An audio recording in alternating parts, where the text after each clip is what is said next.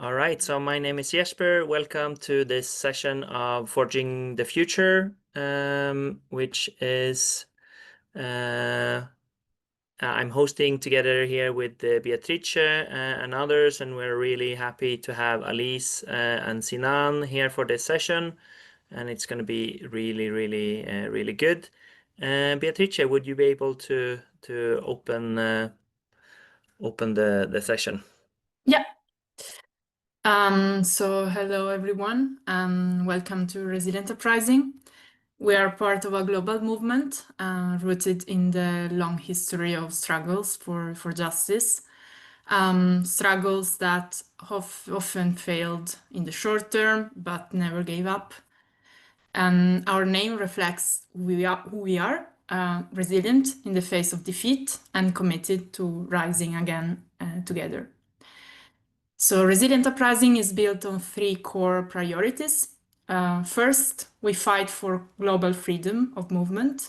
And in a world where injustice and inequality often force people to flee, we believe that every person should have the right to move, to live with dignity, and to seek opportunity across borders.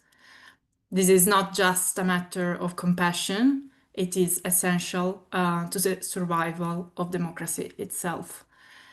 Second, we believe that democracy must be reimagined. So there is no single model that works everywhere.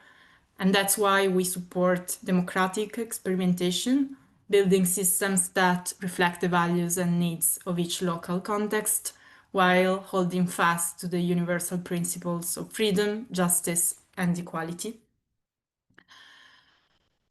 Third, we build networks of mutual support, considering that no movement can win alone. We stand in solidarity across continents, sharing knowledge, resources, and strength, especially with those facing the harshest conditions. Together, we prepare not only to challenge injustice, but to endure what that challenge demands.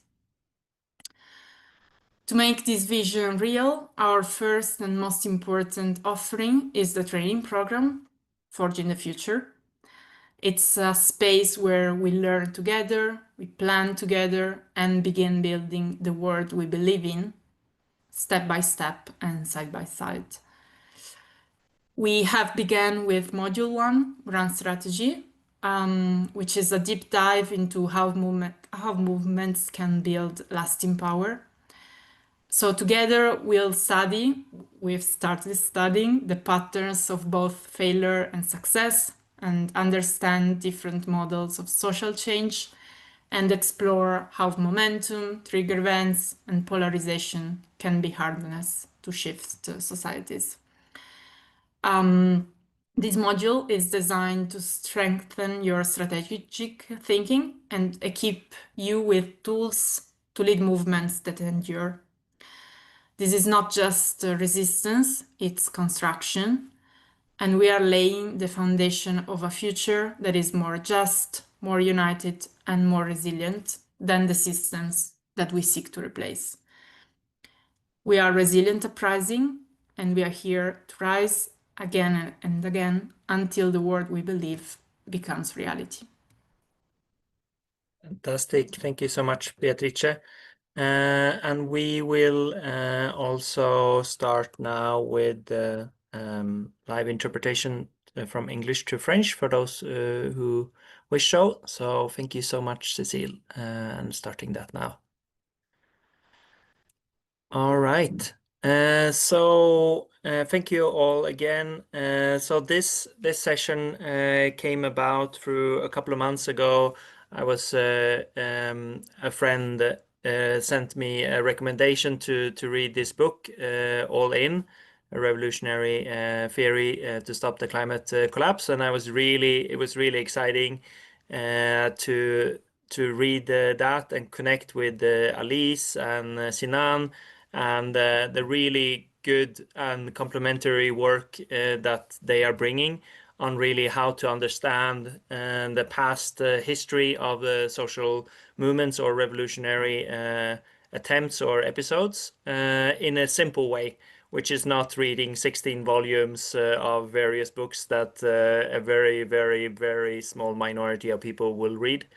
And also how to understand the different kinds of movements we need in order to achieve what we need to do. And we definitely don't have all the answers. This material that we're going to be shown now, and I really recommend reading the book. It opens many, many questions, and those are really important. And the most important is that we're here for this conversation rather than thinking that we have the answers for some of those questions. So thank you so much, Alice and Sinan, and we'll give over to you.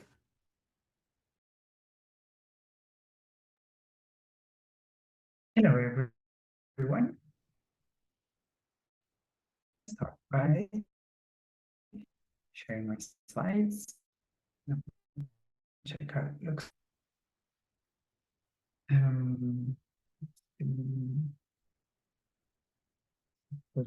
Show up properly.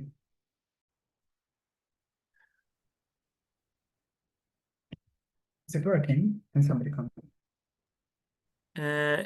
It was a bit intermittent. I'm not sure how it was for you, Beatrice. Was it? I can also redo the hosts things, so it's less loading on your. Yeah, let's try again. Now I'm gonna test again. I'm talking. Yeah, if you speak a bit louder, then I think it will work. Yeah, sure. So, this session is inspired partly by what is in the book called All In. We're not going to present the book. We're going to give you an appetizer because we thought that this part of movements and currents are more relevant for the overall curriculum presented for the Resilient Uprising. So this was a conversation that we thought that this was the right place for this part to be presented. I am Sinan, I'm part of the book project, and Alice is with me also. Without further ado, I'll just pass to Alice to start the content itself. Hi. Yeah, just to say that we are having a bit of internet connection issues, so hope this will not be a problem throughout the whole session. But yeah, I'm Alice. I'm part of Climassimo. I'm not the co-author of the book. The co-author of the book is Marianne, which is not here with us today. Nevertheless, I'm involved also with the project of disseminating the book and also getting to start these conversations around what's on there. So this session, so throughout this session, we'll go through the movements and currents that throughout history and that radically change society. And this is not an history lesson, and there is much more detail on the book itself and also a set of references that are interesting to read. But this is more a way of us to present some of the conclusions and of how these movements won, why they won, what were their theory of change. So what was the set of beliefs and assumptions that they were doing about how changes happens in society. And these are the key questions that we have for today when looking at these historical examples that go from the 18th century to today, basically. So we are looking at the questions of how to change a society profoundly, who has the agency to realize that change and who is a revolutionary subject, and why would that model of revolution work at that moment. So this is what we are looking from those examples. And yeah, in some of these examples, the theory of change was very explicitly written before, and in others it just was theorized more into written afterwards. And yeah, some of the concepts that you are familiar with they will recognize when about this example will appear is the concept of theories of change, talked about, but also the concept of pillars of power, cracks in the status quo. So how do you, basically get to have those cracks in the status quo, and tactical alliances for the change in society. And yeah, let's get started with our first movement.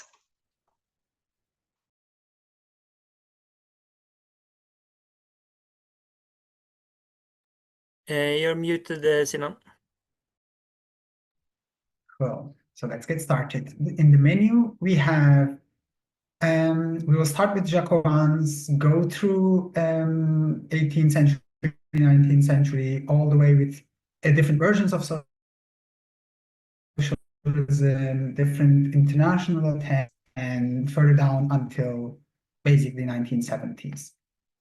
So I'm just gonna, this is just the menu, but let's just start over. So the first example that we want to talk about are the Jacobins, which is the leading force of the French Revolution.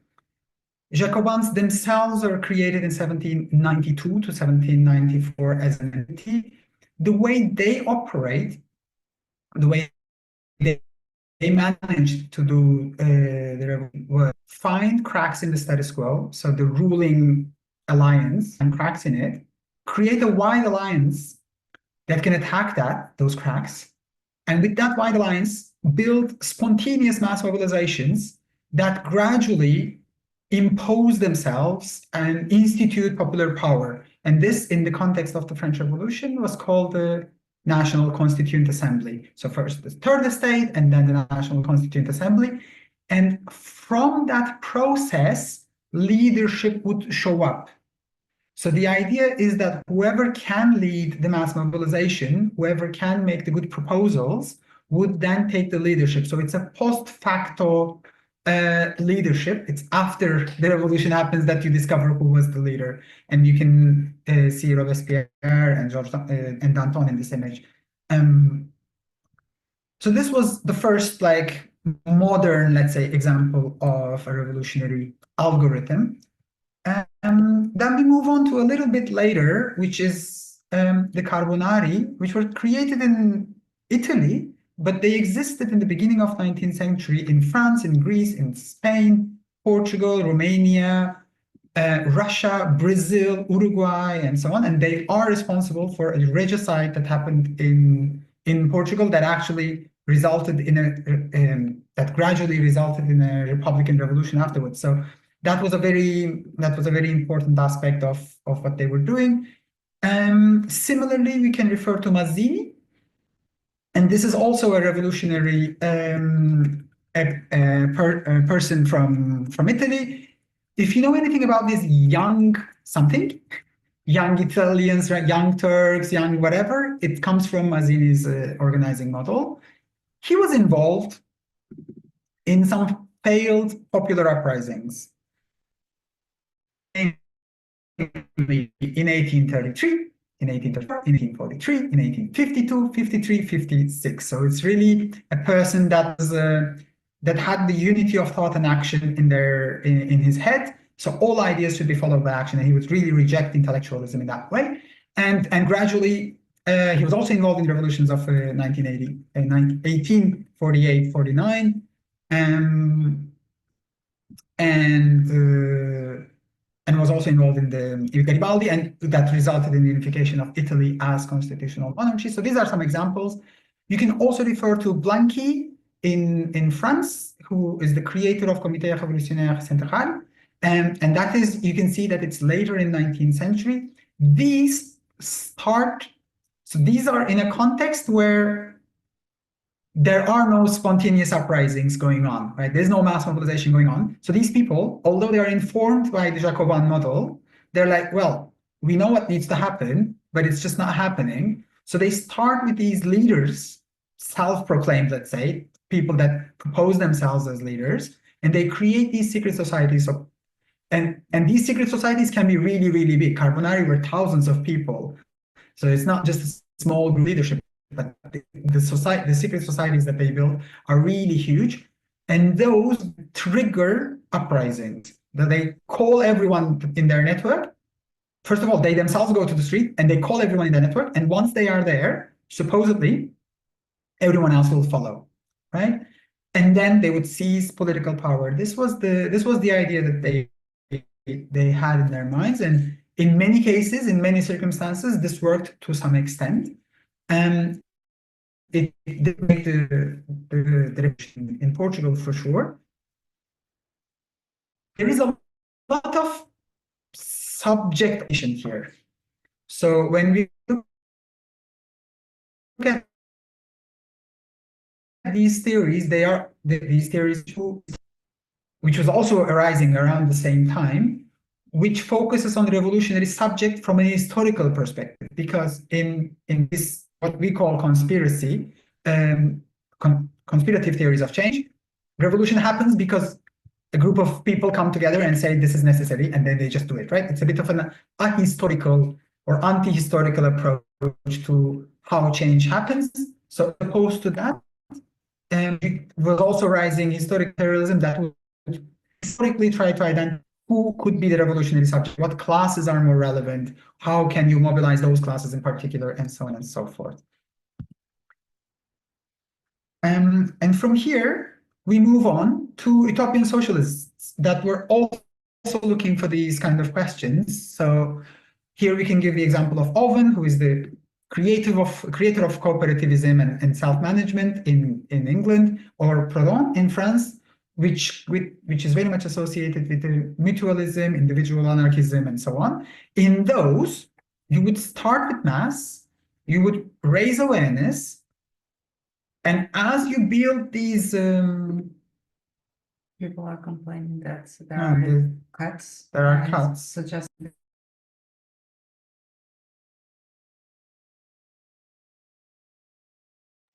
Okay, I turn off my video and then we will see how it goes. It looks better. It sounds better. Yeah. So in this case, the theory of change is you start raising awareness. Then with those people who are aware, you start self-organizing the alternative world. So in this case, either self-managed factories or mutual aid societies and so on.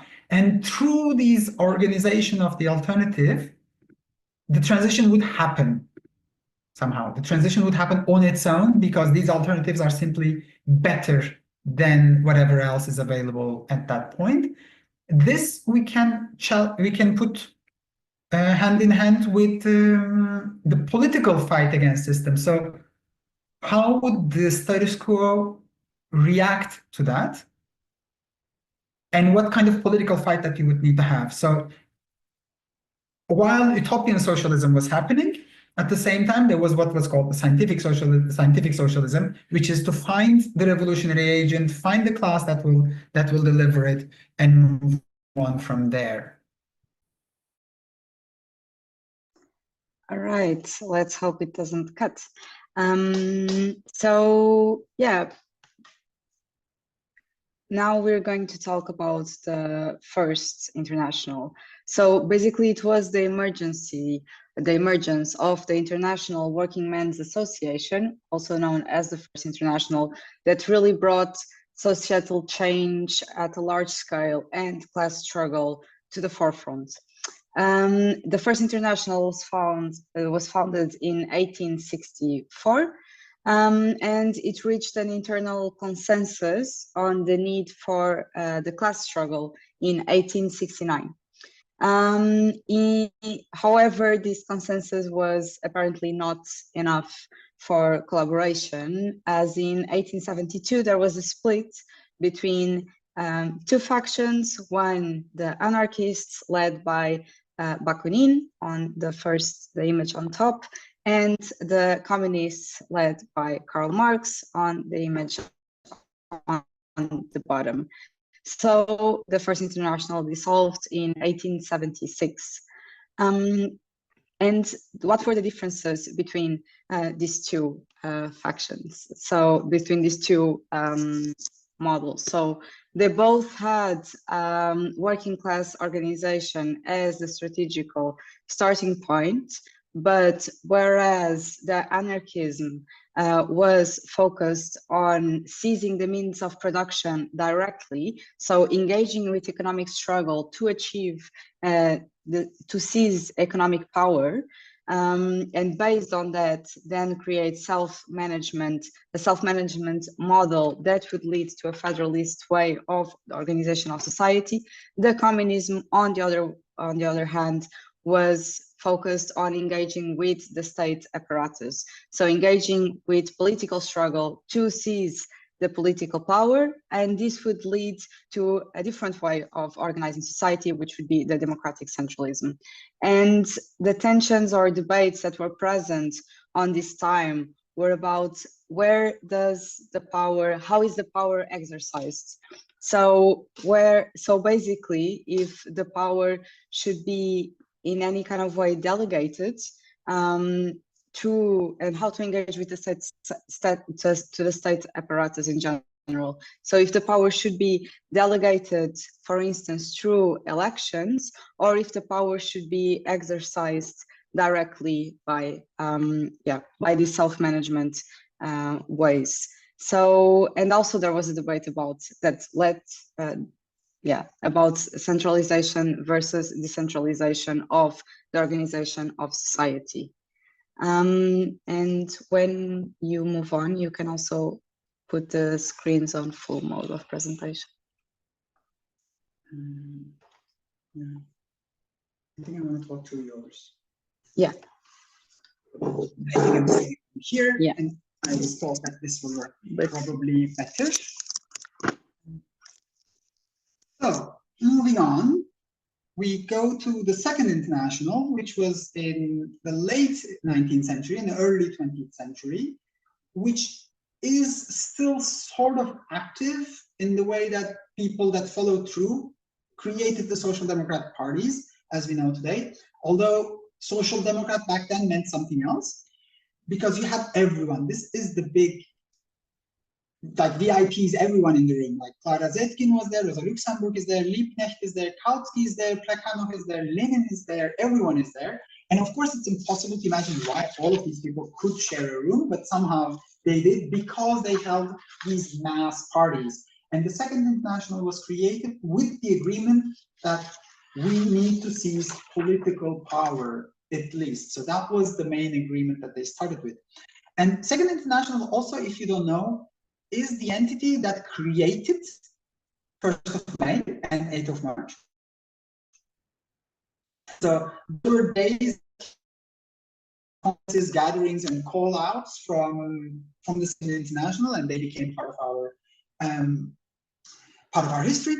It was dissolved by First World War, and then there are some continuations like Socialist International, Socialist International, so on and so forth. So what was happening in the Second International is that there were two main currents debate and arguing for two different ways of making this. One or the reformists, whereas these were communists or revolutionaries. I don't know how they want to call it. They both start with working class organization, then they go to political struggle. So these working class organizations are supposed to do political struggle, and with that, what do you do? So in socialist reformist part, with this political struggle, you enter the parliament, and because you're in the parliament, you have this stage for yourself. You can talk, you can make proposals, policy proposals, legislative proposals. You convince more and more of the majority of the population that you are on their side. And with that, you get elected as government, and as government, you start implementing or instituting socialism. So this was the idea of the reformist side, which then became the social democratic parties and so on and so forth. Whereas on the other side, people like Rosa Luxemburg would agree that you need the political struggle in order to instigate mass mobilizations and guided by a vanguard organization. So parliament is just a tactic. It's not the main way of doing things. The main way of doing things is that there are masses on the street and there is someone who's ideologically guiding them, so that then you can seize power via a revolution, some sort of revolution, right? So this was the main split, and this split was real, and it was really cut through, I mean, the debate ended with the First World War when the Second International sided on one side and the reformists sided on with the national governments in the First World War and the others didn't, and so on and so forth. But there are really interesting debates going on in this part, which is you don't really have universal suffrage at that point, and political parties are a bit like not the concept that we have today. So there's a debate about institutional tools, what they mean, what their limits are, how much. But by becoming legalized, like by doing legal activity, how much your imagination is lost along the way, or how much of it can you actually implement into your, like how much of your vision can you implement through these processes. So what to do with institutional tools available to us at any given moment, right? So that was one of the tensions and debates. And the other one was, what does the party do? Because these people were all in some sort of party structures, and is the party supposed to represent the class, or is it supposed to lead the class? And this tension is still present, because the people from the socialist side, they would say, we are a mass organization, we're just going to ask our membership and base and see what they want to do. And that base told them to join the First World War and fight against the French, and that's what the party aligned with. Whereas the others would say, no, no, we are supposed to lead the class. The class doesn't come automatically with the automatically equipped with the class consciousness. So there is a role, there is a vanguard role for the party to take. So that was another debate that was taking place. Yeah, and part of that revolutionary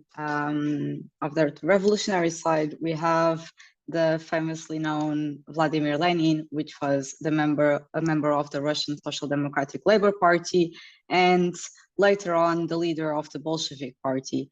And Lenin's theory of change is one of the best known theory of change, because he explicitly wrote about it before the revolution, during the revolution, after the revolution.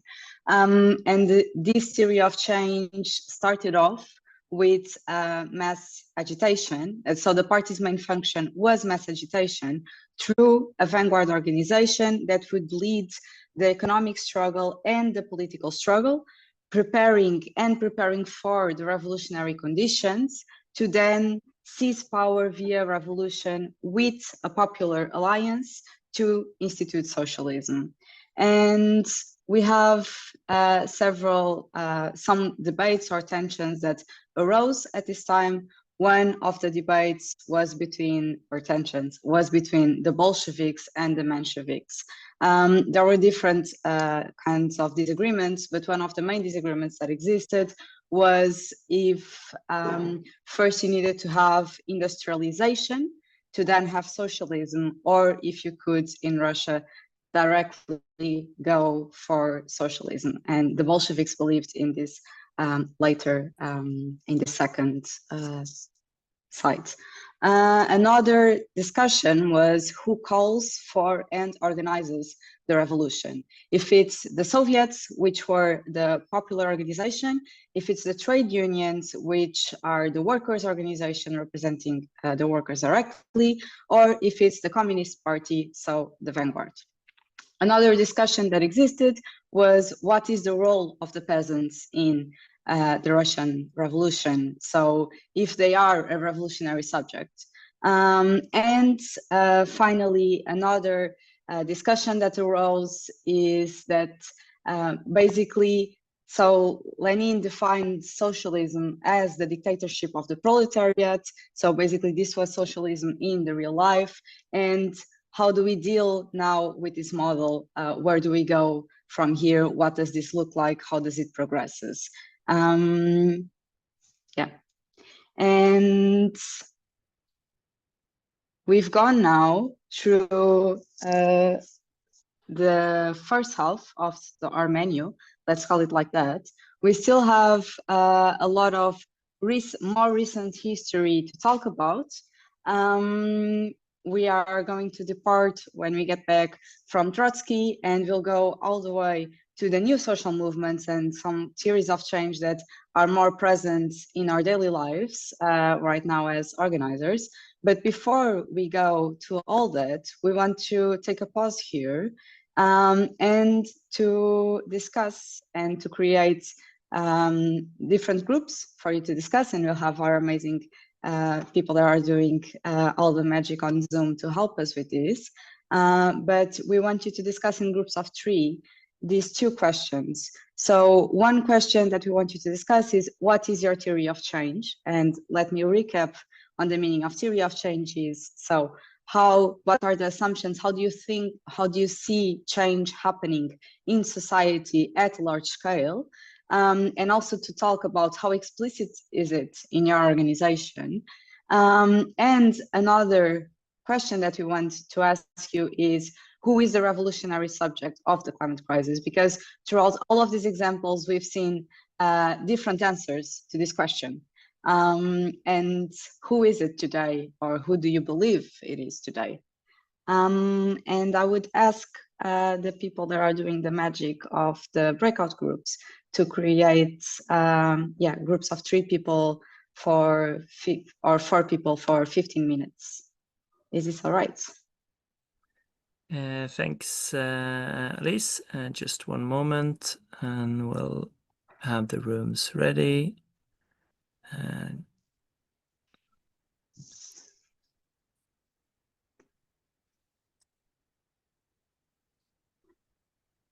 All right, opening the rooms now, and we'll also paste. I'll just write the for the chat.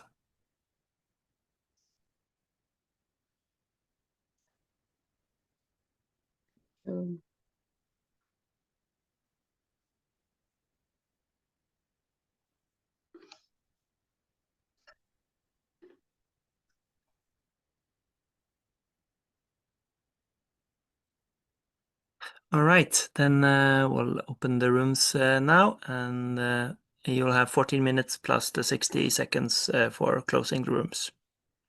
See you back in 15 minutes.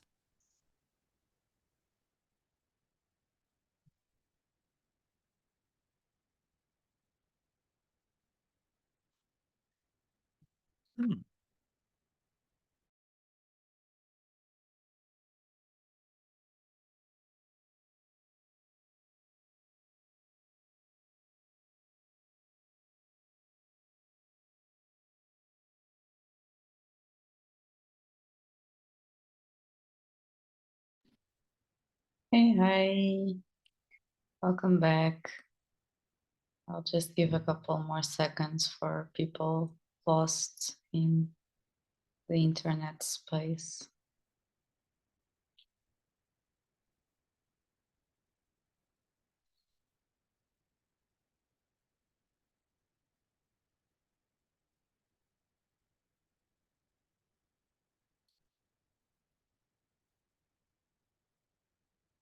All right, so hope your discussions were interesting. Probably you didn't have enough time to get to these answers if you didn't have them before.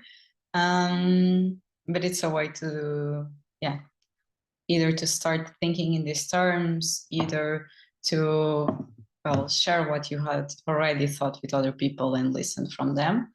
And if you got the motivation to continue to talk about this, I also encourage you to bring this discussion to your groups if you feel that's something that may be needed. Let's. All right. So we are now going to continue going through the different movements and currents that have shaped our history until the point where we are today. And we are going to restart with Trotsky. If I can manage to change the slides. Yes.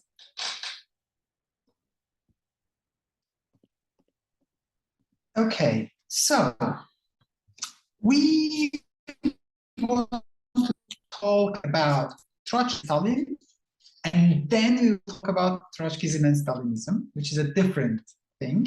It's not exactly the same. I'm not saying they are completely different, but Trotsky is known for, I mean, this debate between Trotsky and Stalin is known for a variety of reasons, one of them being the difference between Trotsky's version of permanent revolution, which is that this revolutionary algorithm that we had given can only work if it continues until its final goal as a revolution, versus what Stalin and Bukharin had written about socialism in one country. I mean, it's Bukharin who wrote it, but Stalin adopted it, which is that this transition element or transition system can be theorized as a system, and it can be achieved in every country. And this is also relevant for what is the movement that we are trying to build.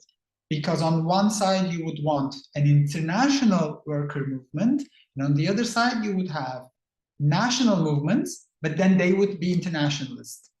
And this is the second part coming with Stalin, also created the third international, which sometimes is called Comintern. And this was exactly national movements or parties that have this international space.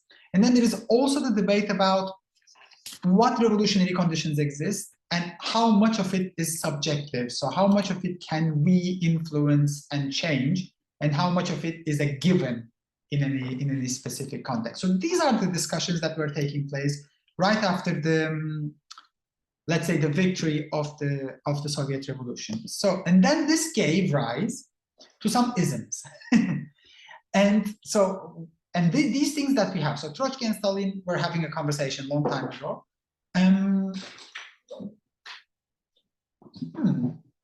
Hello.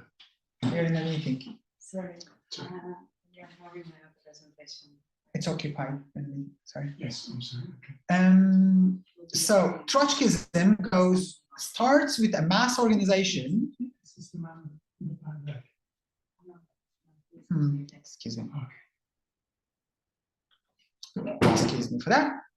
Starting over. So Trotskyism would start with a mass organization that would do this mass organization, which is not the party, would do the socialist revolution led by the party, and then it would continue making interventions and agitation in other countries until world revolution.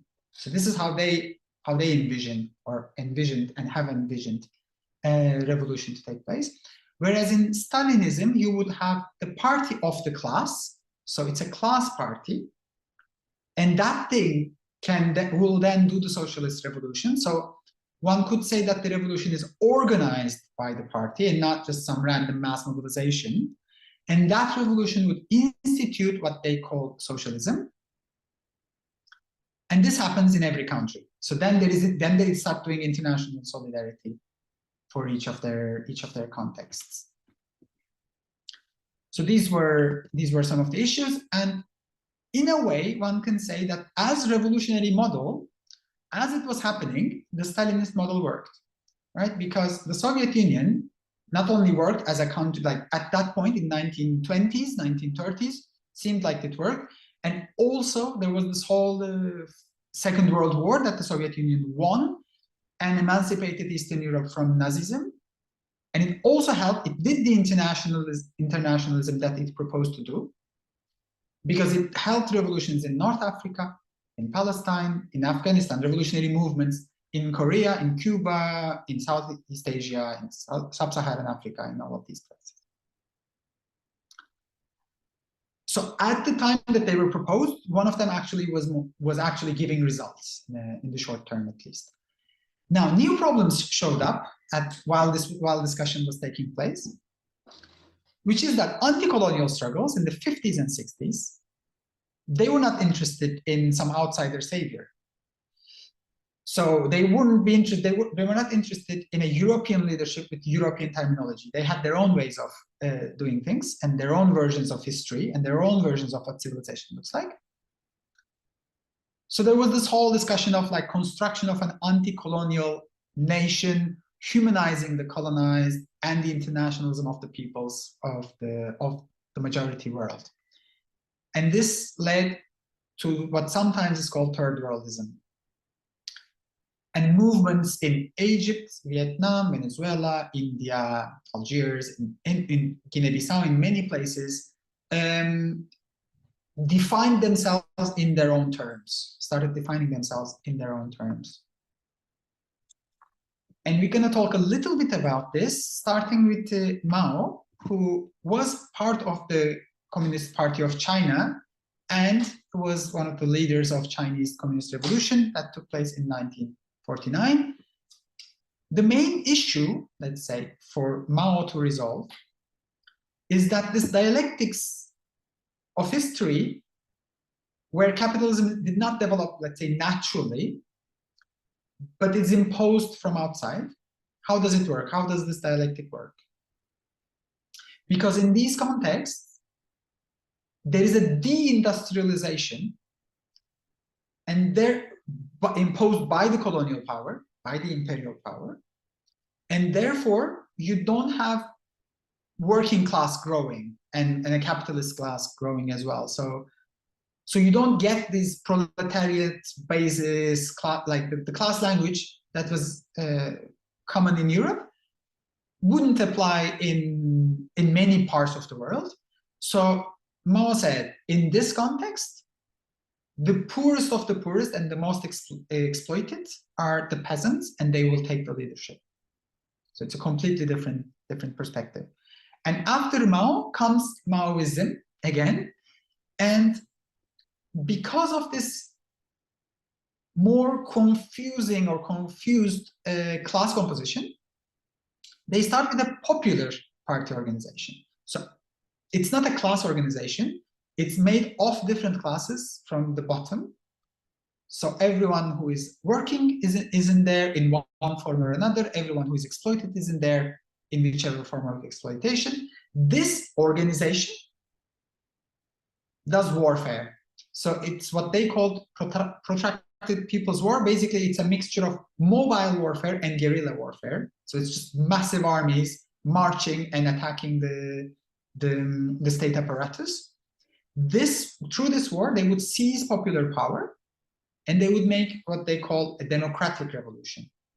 So it's a revolution that is not socialist by definition, or that doesn't have a class content on its own, but it brings the general people, everyone, into decision making. And this brings, after this revolution, you still have a wide alliance, which is partly, let's say, good bourgeoisie, as well as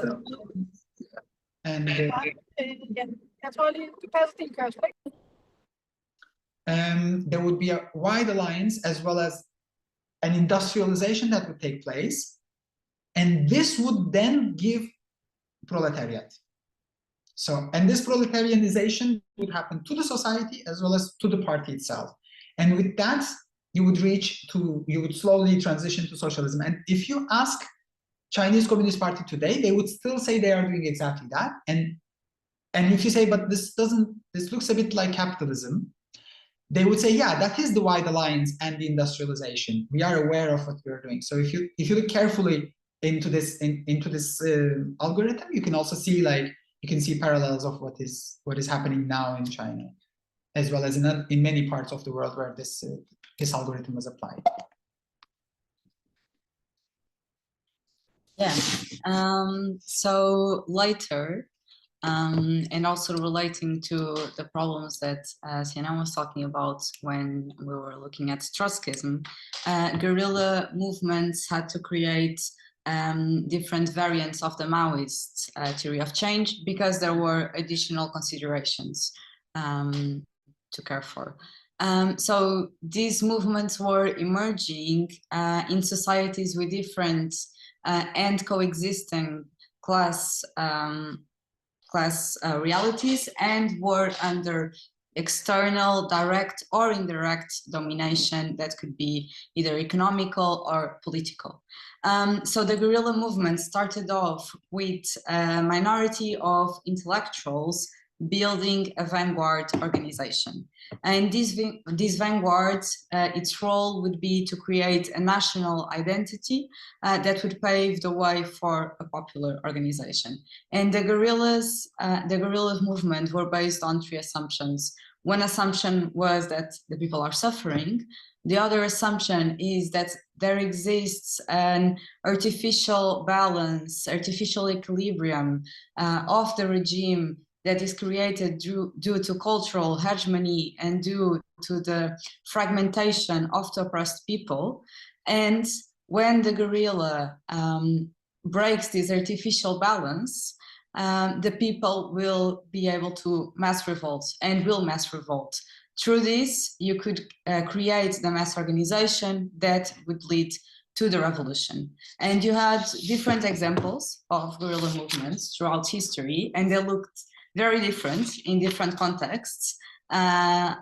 So you have the Vietnam, the guerrilla movements in Vietnam, you have the guerrilla movements in the Cuban Revolution, famously led by Che Guevara, but you can also look at the Irish Republican Army and to the PKK as examples of guerrilla movements. And different discussions arose at this time, and these discussions also departed precisely from the different contexts where the guerrilla movements were taking place. And one discussion or two discussions were about the violence as initiator of the process and about the creation of agency in a dehumanizing colonial contexts. So basically, in the Algerian Revolution, for instance, the violence was a precondition for the mass mobilization, contrary to the assumption that the mass mobilization would escalate into violence. And the way that Frantz Fanon explained this was that violence was necessary to empower people to break with the dehumanization of the colonial regime imposed on the colonized people. And another discussion or lesson, whatever you want to call it, that we can take from here is about action preceding theory. So we have seen, for instance, in the Leninist example, that Lenin wrote its theory of change before the revolution took place and continued to write about it, of course. But in the guerrilla movements, and you can look at Che Guevara as an example of this, it wasn't quite like that. And well, they acted and then they said, well, this was what we were doing. Right, and then we slowly go to more recent times, and here we have loads of people talking about loads of stuff, and from 60s onwards, a lot of people are experimenting with different ways. So Negri, Holloway, Zapatistas, Bookchin, and to some extent Silvio Federici also, they're talking about what can be taken in one bunch as autonomist and federalist, confederalist movements. So discussions that come at this time, second half of 20th century. One is the feminists are saying, working class is not the industrial worker only. There are a lot of other people who are working and are being exploited by capitalism. And some of it is reproductive work. That's one thing. Another thing, there is a lot of new experiments that came with direct democracy, new ways, new methods, and new social technology, and how we can do that to engage more people. Another one is about decentralization of the movement itself and how we can engage more and more people into the movement.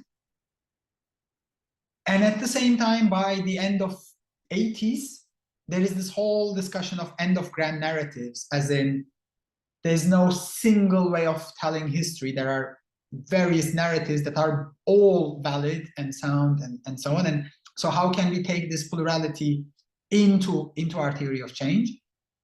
And of course, finally, it's another thing to mention is that indigenous movements, they looked at all of this discussion that was happening, and they said, well, for us to become a revolutionary agent, we don't need to become proletarians. Like, we don't have to go through all of this enlightenment process or whatever it's called in Europe.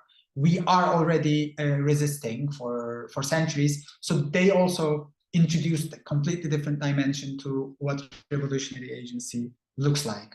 So this created all this diverse ways of looking at theory and to strategy. And in these, the overall, let's say, or the overarching theory of change is that you start with some sort of vanguard organization that is based in some definition of class, and these would take local power where this organization makes sense, right? Where this organization was built, it's, let's say, it's rooted in reality, and they seize local power, and they do self-management. They put everyone into the same space, and they build the mass organization through this process. So there's no mass in the beginning, right? The mass is there, but you are organizing them through self-management. And then this leads to vanguard organizations in other places. So it's like a circular or spiral kind of logic. So if you look at autonomist movements or confederalist ideas, you will always see this dynamic of like, we did this here, and now what can we take it to some other place? This was quite present with, let's say, in Zapatistas, in Rojava, and all these experiences. Yeah, and we get now to basically what will become our present in a few slides. So there were some novelty factors that would lead to what is the theory of change of the new social movements of today. One of these factors was the globalization and the globalization of capital in general, leading to urbanization. This would lead to several questions, such as where does the power reside and where should we take power? Where is the economic power as well? And you can read about this in David Harvey, for instance. There was another dimension, which was the proletarization of the society in a bigger scale and its precariousness as well. And this would also lead to discussions about how to organize these people. And there were some attempts done with this, and you can look at social movement unionism as some of the experiences done trying to organize people. We also have the commodification of several goods and spheres of life, such as water, for instance, leading to financialization and leading to a bunch of other questions that new social movements would have to consider. And you can read David Graeber about this issue.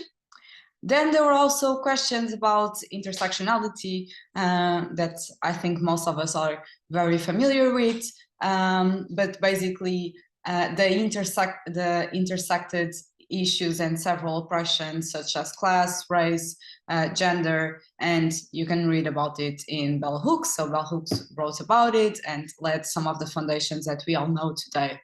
And finally, we have all the considerations about the ecological crisis. Well, before the climate crisis, we already had all the issues of the nuclear energy and also biodiversity loss. So even before the climate movement, we already have this environmental movement worried about these issues. And John Bellamy Foster was one of the people that started to write about this. And this would lead to new theories of change. Yeah, and then it shows up 90s, maybe early 2000s, something called ecology of movements, ecology of social movements, or movements of movements, that kind of language. That becomes really, really like the main idea of how it works, how we can address all of this diverse issues, diverse sectors of society, diverse strategies, and so on. Ecology of movements would start with grassroots organizations, so people organizing in their own terms, which then create a movement ecosystem which contains everything, which contains mass organizations, which contains political parties which contain campaigns, thematic specific campaigns, and so on. So all of these make an ecosystem. And somehow there is a trigger event, something that really gives the spark. And this can be a real trigger event or just perceived one. So it can be socially constructed or it can be real. It can be artificial or spontaneous in the sense of, so for instance, people typically refer to Rosa Parks as an artificial trigger event because it was designed as such, or it can be spontaneous as in some natural event takes place or political, economic crisis shows up, so nobody really designed it. And it can also be natural or social, right? It can be from the natural world, like non-human world, or it can be a social crisis. So this trigger event then puts everyone to the street. So there are mass mobilizations.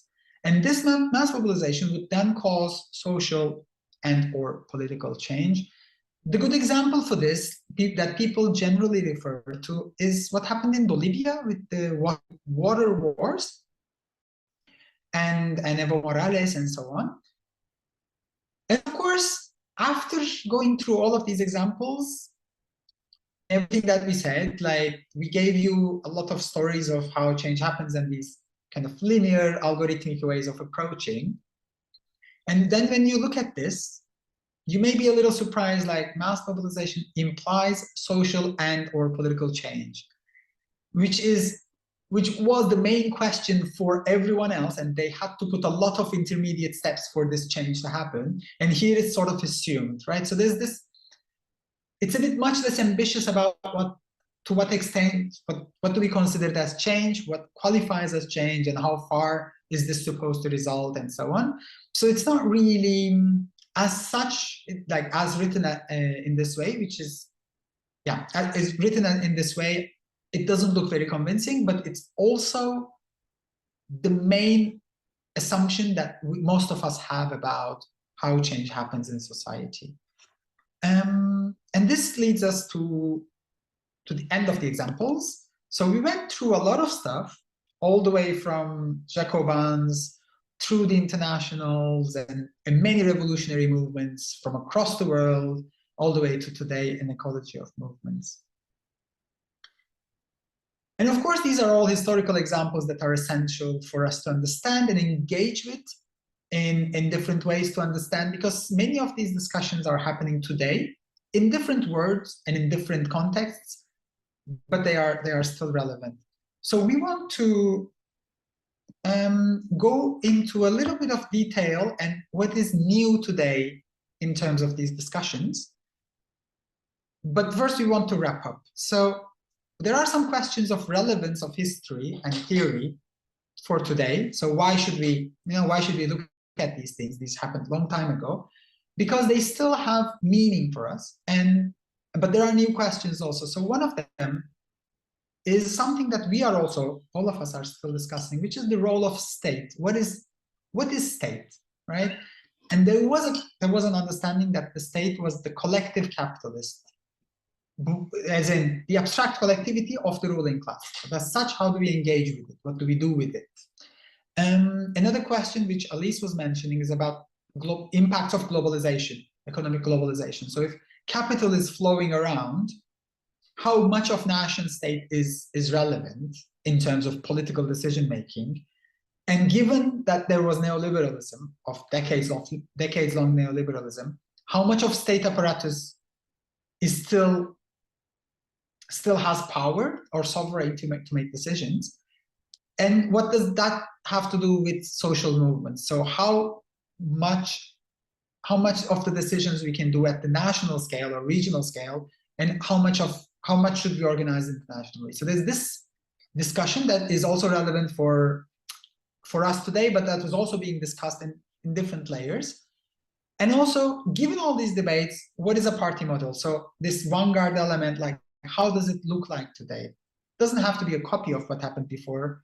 It can be something completely new, but how can we make sure that we move forward and we can collect learnings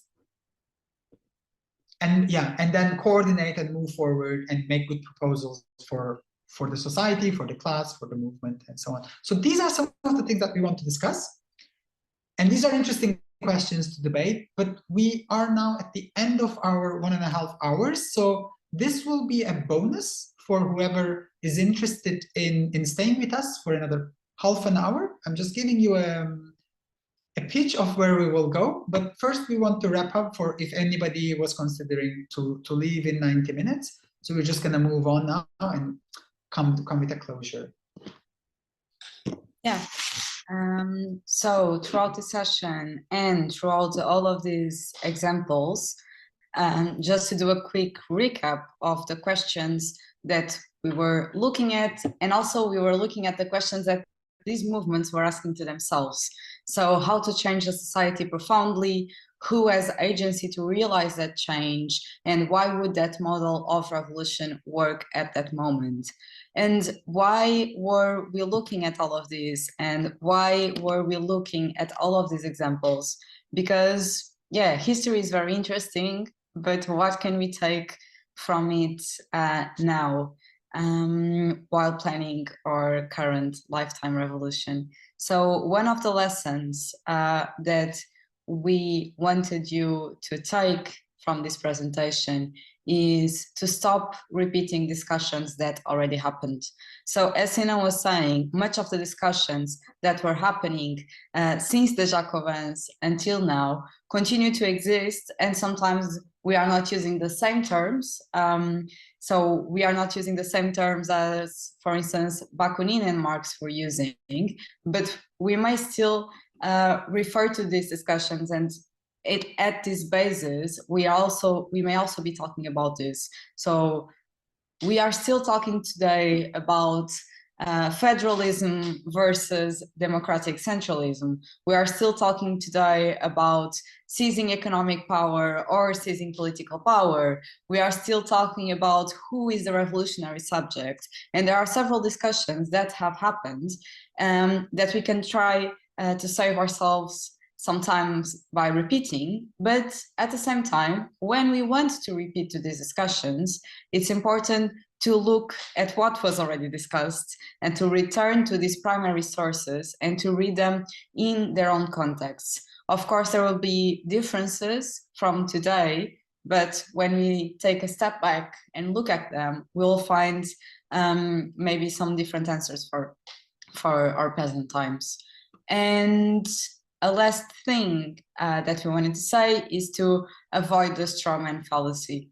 When we are talking between different organizations that may have different theories of change than our own, it's easy to fall into that, easy kind of comforting way of saying that believing that what that person is saying is stupid and has no backgrounds, but most of the theories of change that are competing with each other today have interesting backgrounds that are rooted in history, that are rooted in ways of thinking why should you believe that change happens that way? And we can disagree without thinking that what is being said is just idiotic. And finally, before we go into the breakout groups for the people that want to stay with us, just wanted to kind of wrap up by saying that, capitalism has changed a lot since, the French Revolution. And it has changed its shape as it always does. And it's easy for us to sometimes think, it was so much easier to do a revolution before capitalism was globalized, or it was so much easier to do a revolution before everyone was so precarious. But probably everyone in history thought that at another given moment, it would have been easier to do a revolution. And without romanticizing previous versions of capitalism or earlier class compositions of society, we can now see that two things that haunted previous movements are now a bit more clarified. One is globalization and another one is class.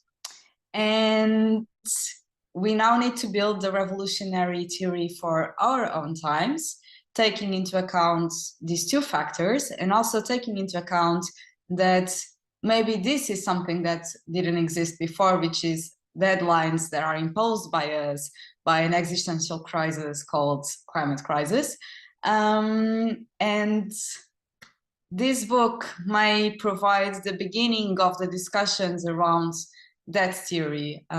So recommend that you read All In, A Revolutionary Theory to Stop Climate Collapse, that not only dives into these examples, but also takes the lessons from them to apply them to the historical time that we are living today to build the revolutionary movement that we need.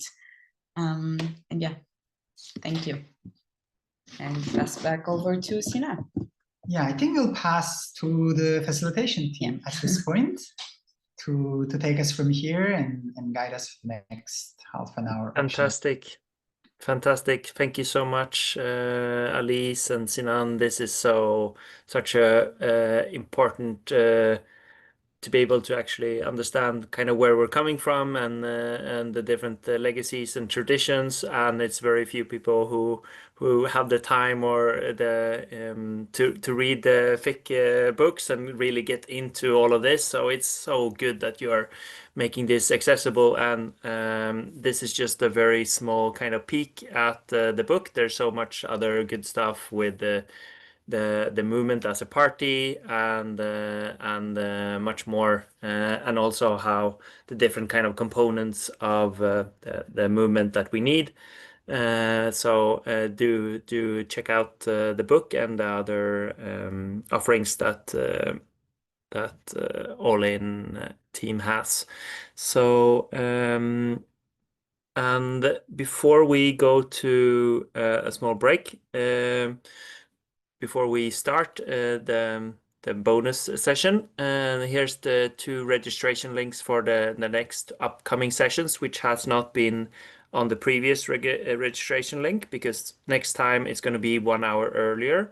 So we're going to start at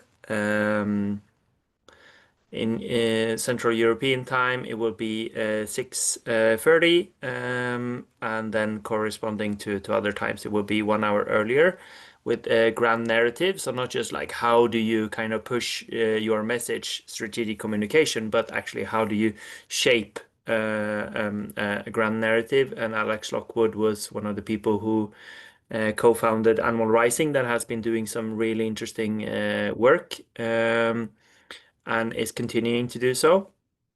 And he, together with other people from Extinction Rebellion UK, have set up their own organization, working a lot with kind of how do you craft good narratives. And then secondly, like Sinan and Alice was mentioning about movement ecology, how do you have these different pieces? And we're going to have that with Lawrence Cox, who is also affiliated with ULEX and in the same kind of close relation to people from Climaximo and All In. So that's we're going to do that in a month. So this is all very okay. So then we'll take just maybe we can unmute and say our greetings, and then we'll continue on the hour in about 4 minutes when we'll do the bonus part of it. And thank you so much, Cecile, for doing the French interpretation. It's so good. Thank you so much. All right. Great if everybody can unmute and give their greetings and gratitude.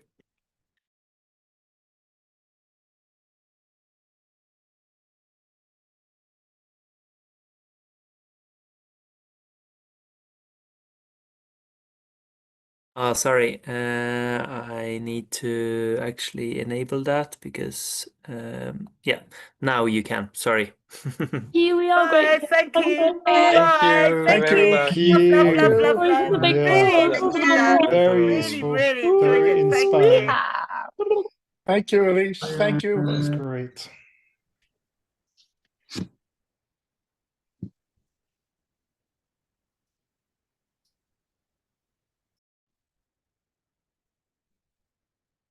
Fantastic. Thank you so much, everyone who stayed on. And over to you, Alice and Sinan.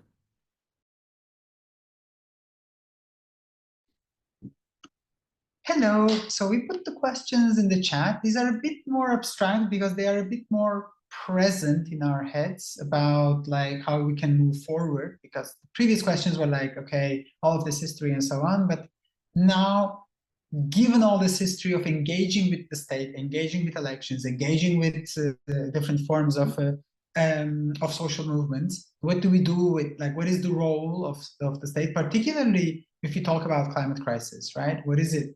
How much of it is taken over by, how much of it is like really nature of the state, right? So I think that is an interesting discussion to have. Another one is nation state, as in where does power lie today? How much, because previously you could more or less, like previously, 50 years ago, maybe 60 years ago, economic power and political power were not as distinct as they were today. You could still consider that in a country, if you take political power in any form, you could also do economic stuff with it.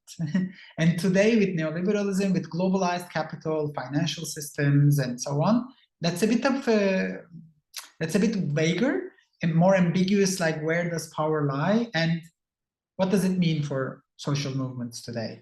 That's another block of discussion. And the third block of discussion is about the party model, in the sense of a group of organized people making proposals to the society. Nothing more sophisticated than that. That is what we define by party. Nothing about legal or parliamentary election. It's just this idea of how can we make proposals, who has agency to make proposals, and so on. I would actually like to suggest we do a short breakout room of 10 minutes, so people have time to digest these questions, engage with them without our presence, so that you can just, get some brainstorming, and then we can come back and receive from the people. I think 2 breakout rooms should be sufficient for this, to run it. Let's just divide so that people can engage with these questions in any form that you want, and then we'll just come back and just ask what is alive in you, what came out, what did you notice, and so on, and we'll just gather. So I'm just gonna request.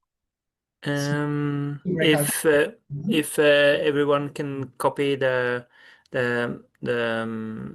because it's not sure that it's going to stay in the chat. So if you just copy in the chat the question for yourself, and then I'll open the rooms in 10 seconds. Wonderful. And you can pick any one of them if you like, whichever is more relevant, more alive in you. You can just pick from there and just discuss. Yeah, and then we'll come back and discuss together whatever came up. All right.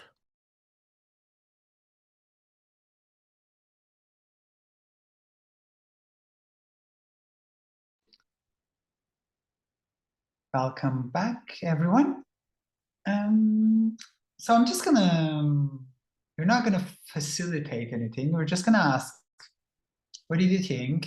What came out? If you would like to share something that you noticed from your groups. And we didn't really, so there was one group where Jasper was, and another group where Bea was, and this is how I'm gonna name the rooms for now, because we didn't come up with a better idea. So from the people that were with Jasper, would you like to share something?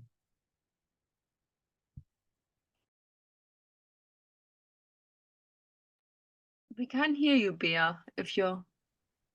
Bea is doing a live interpretation into French, so that's why she is speaking. So, Alessandro, Michael, do you want to both kind of share a few words on your reasoning, or Sylvia, or others in the room?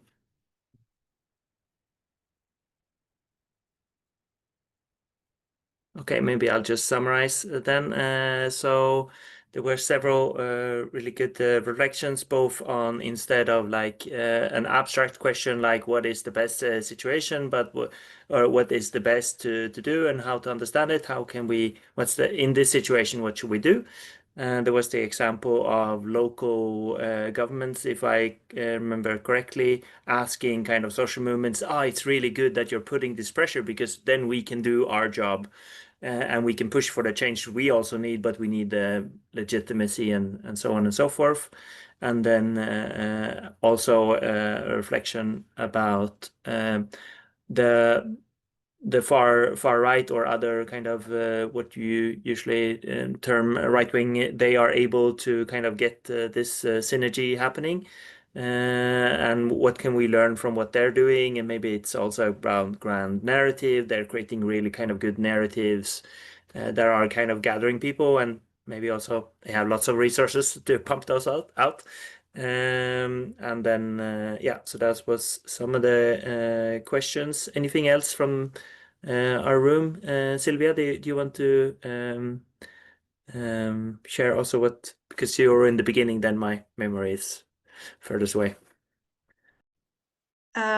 Yes, so I was just wondering how can we ensure that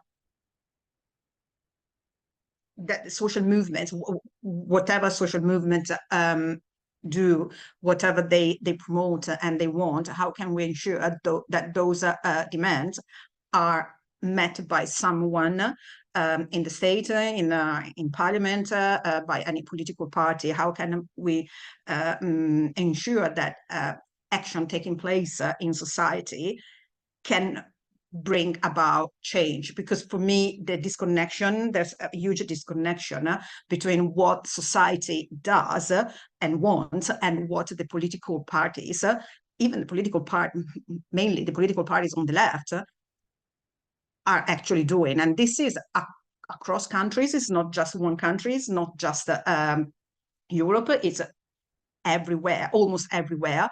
So I think that that connection is one of the key aspects to understand, and which is in line with what Michael was saying about the narrative. So why on the right they don't seem to have an issue on this? And so why it is an issue on the left? Where is the challenge? Where is the barrier? Where is the problem that the left can't do what the right is doing? Thanks, Sylvia. And David, since you were in the room for the entirety of the time, maybe you could share a few kind of samples from as you were facilitating or were present there all the entire time. You're muted, David. Thank you. Rookie error. So the first thing that we did was we identified that all of us were getting lost in the language, and it would be helpful to kind of pay attention to language being really for people who are not versed in these revolutionary thinking. Just a little bit of feedback. We kind of identified that it seems like the problem is there is this globalized media and money system that has captured the political states, the politics of state, so that actually it's a headless thing that we're trying to catch, and the finances are distributed through shares, so you can't quite grasp it, and you can't pin it down. And the other, see, I know I'm missing loads here, but the other aspect of that being that there's local struggles and local issues, and it's really important that people can engage around what's going on locally, but also that it's connected in with the global and the international. And yeah, I would love to hear what Naomi and Joe also had to say, or what else they would bring, because I know I missed loads. Great. Noemi, do you want to share some samples? I think it was already a really good summary. Thanks to David. I think one of the biggest struggles is that since it's an international problem, we have to tackle it internationally simultaneously, kind of, because we cannot win it if we are fighting it in like one country or in one place. And that's a really big, so we need really an international coordinated movement and like revolution. And also who should be like the spokesperson or the people that give a lot of input. I think it's really important to listen to the people that are suffering the most. So especially people from the global south. So we don't have like the problem coming in at like white saviors, like this whole story that has like a lot of problems, but that we are supporting the movements that are already there and help them in what they like, ask them what they want from us and not just assume they want something specific. But it's like such a big thing to tackle. And yeah, on the other side, as David said, it's also local struggles give people the feeling they're powerful, and that's also really important to engage more people. So it's like, it seems like two different things, and it's hard to combine them in my head, but I think that's one task we need to tackle. Fantastic. Thank you so much. So given the little time we have, I'll pass it back to Sinan and Alice. I'll just say, I just want to share three things that showed up. It's not an answer, it's more like a reaction of to what I heard. And one of them is about this thing of social movements versus power holders in the institutional sense of the word. And I recall this very interesting moment, maybe 10 years ago, when Bernie Sanders was running for president. There was one interview, and it was kind of, it didn't make into headlines, but when he was saying, you know what, if I'm elected, I know how Congress and Senate work. I won't deliver any of the things that I'm saying. The only thing I will deliver is I will ask people to come to the streets with me on a regular basis, and we'll keep pushing. Because I know that as president, the power doesn't operate that way. I know what the Senate is. I know what the Congress is. I know they won't let me do it. And the only thing I will do is I will call for working class people, for the youth, for everyone, social movements, come to the streets with me, and we'll continue pushing. So I think that was really interesting intuition that he had there of like how much of it is possible. And related to that is also the example of like governments versus global capitalism, which is what happened in Greece just 10 years ago, when people pushed.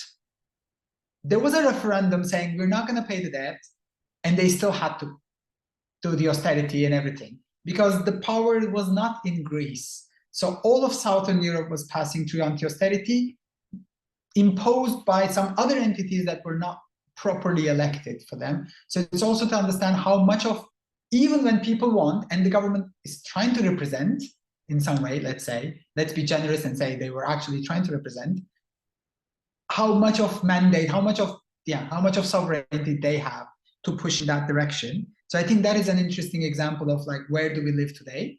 What kind of world do we live today? And related to that, extreme right? Why does that work? Why does globalized capitalism fine with it? And I think the main aspect that we are missing today in analysis, like it's not visible, is that from Trump to Erdogan to Modi to whatever we want to look at, to Orban, they're not doing anything against financial capital.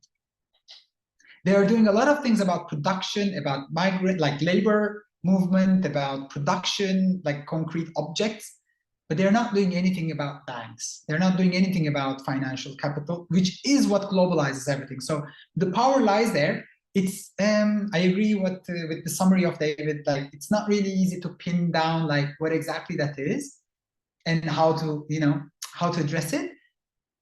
But even so, it's there. It is the overarching structure, and Trump is not saying anything about it. When he says China, China, he's not saying anything about financial transactions or asset control and so on. So there's this element that we're not looking enough in terms of how to see globalized capitalism. So I think that's really, yeah, that's really interesting. And the final thing that I wanted to say is this, it's part of neoliberalism and part of this in 1990s onwards, that we lost memory as social movement. We lost language, common language, to talk about how to move forward, but we also lost learnings that, like, we don't know what happened in the 60s. We don't know how people expressed themselves in the 70s. Like the social movement, like people of our, like us, people like us in the 40s, how did they speak? What did they say? And so on. And I think this session we wanted to put in the Forging the Future curriculum, exactly because there is this obsession from 2000s onwards. And it's, when I say 2000s onwards, it's everything that I was involved in. We refer to ourselves as the first step, and from here the movement begins and we will build something. And we never were like, we are the last step of centuries-long movement, and this is the last thing that we are doing. There will be further steps, but like there is this whole background, and now we are here, right? And I think it's really important to also be careful not to make same mistakes. Be able to do new mistakes, right? Like fail in different ways and not the same ways as before. So I think that wrap up that Alice was doing, like theory and engaging with history, engaging with theory is relevant exactly because we want to be able to do new mistakes. There were learnings that we lost. We lost because nobody is carrying them anymore, right? And I think acknowledging this and kind of trying to recover that. I mean, this, yeah, Resilient Uprising is a very interesting contribution to this. There are other tools, other people are also trying to hold that and like, guys, let's do different mistakes and so on. And I think that's really curious. And you wanted to also say something? No, we can pass on to the other group and then No, both groups talked, so it's both okay. groups talked? Yes, Oh, okay. Jasper passed it to us so that we can wrap it up Okay. and finalize. No, this isn't a response to a thing that was said. It's more like a reflection on the questions, and also just to go back also to the book, because yeah, Sinan and Marianne are not good at promoting their book, so yeah, I have to do it for them. But basically, when we are talking about the party model for today, taking into account these different shapes of capitalism that we have today. Thank you, Jasper. When we talk about these different shapes that capitalism has taken today, I think that the framework that is present in All In about movement as party is a very interesting concept and contribution that we can look at when we are thinking about the party model for today, in the sense of the different elements and different capabilities that we needs to be coordinating, even if we don't agree necessarily with those capabilities, or if we think that this is not the right, maybe investing with institutional tools is not what we should be worried about. We should be worried about other things. Maybe looking at trigger events is not useful because it will take too long. And I think that we have this, a lot of times we are having these disagreements between our organizations, but we are not thinking about how they can be complementary to each other when we are aligned on the same goal. And I think that this is also a discussion sometimes that is missing on theories of change that the book also helps. But in general, I think that the model of the party as model is a good way to look forward, and something new and exciting to build, although very maybe abstract at first, but when you get to it, Fantastic. Thank you so much, everyone, for staying on. And I think so the session we're going to have on the 6th of July with Lawrence about movement ecology.